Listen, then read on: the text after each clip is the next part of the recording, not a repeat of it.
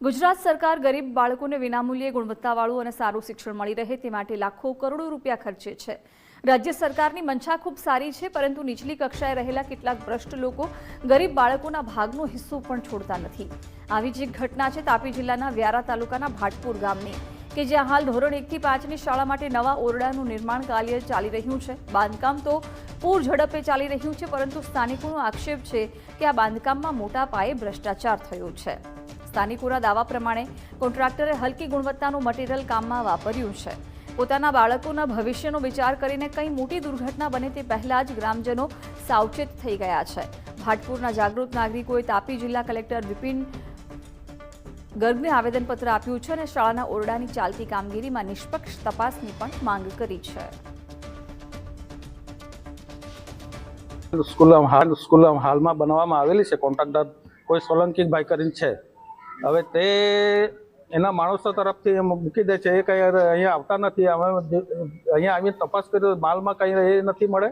અડધું બીજું કંઈ નહીં, રેતી જુદી પડી જાય, સિમેન્ટ જુદી પડી જાય, ઈંટ જુદી પડી જાય। 2 પિલર પાછળ ઊભા કરવામાં આવેલા છે, ઉપર પાછું ધાબુ ભરવાના છે। સ્કૂલની કંઈ મજબૂતાઈ દેખાતી નથી, એટલે જેમ બને તેમ સ્કૂલ સારી બને છોકરાઓ માટે, એ જ અમારું ચણતર કર્યું।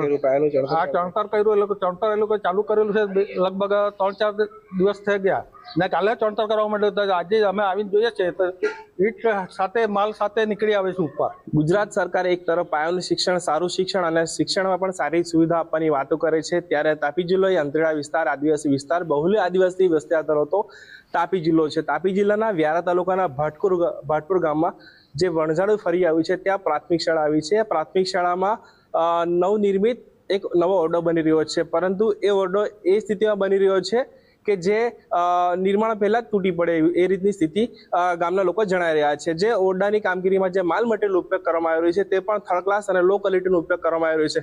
આપણે જોડે ગ્રામજનો પણ જોડાયા છે અને જ્યાં શાળાનો ઓરડો બને તે સ્થાન પર આપણે ઉપસ્થિત છે। આપણે સીધા દ્રશ્યો પર બતાવીશ કે આ શાળાનો ઓરડો બની રહ્યો છે, જેના પાયાનું કામ ચાલી રહ્યું છે। 2-3 દિવસ પહેલા જ આ પાયાનું કામનું ચણતર થયું છે અને ચણતરની જે કામગીરી થઈ છે એમાં કઈ રીતનું મટીરિયલ ઉપયોગ થઈ રહ્યો છે તેનો પણ જીવતો જાગતો પુરાવો અહીંયા ગ્રામજનો આપી રહ્યા છે। આપણે વિનંતી કરીશ કે આ ચણતર કરવામાં આવ્યું છે, ચણતરનું કઈ રીતનું મટીરિયલ છે આપ જોઈ શકો છો। હાથમાં લેતા જ મટીરિયલના જે ગઠ્ઠા હોય છે તૂટી ગયા રહે છે।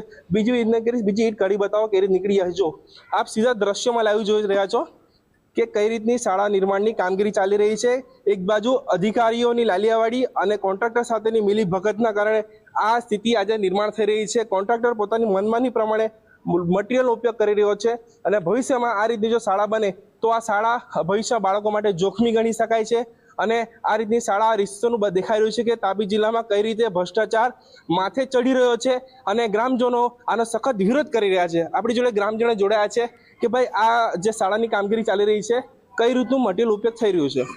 એકદમ લો ક્વોલિટીનું મટીરિયલ ઉપયોગમાં લેવામાં આવ્યું છે। ઈટ બી તમે જોઈ શકો છો, ના તમે ઉભા રહીને કે ઈટ બી એકદમ નબળી અને સિમેન્ટ બી એકદમ લો ક્વોલિટીની અને સળિયા બળિયા કશું જ નહીં, કોલમ કશું જ નહીં લીધું અને ડાબુ ભરવાના છે, સ્લેબ ભરવાના છે।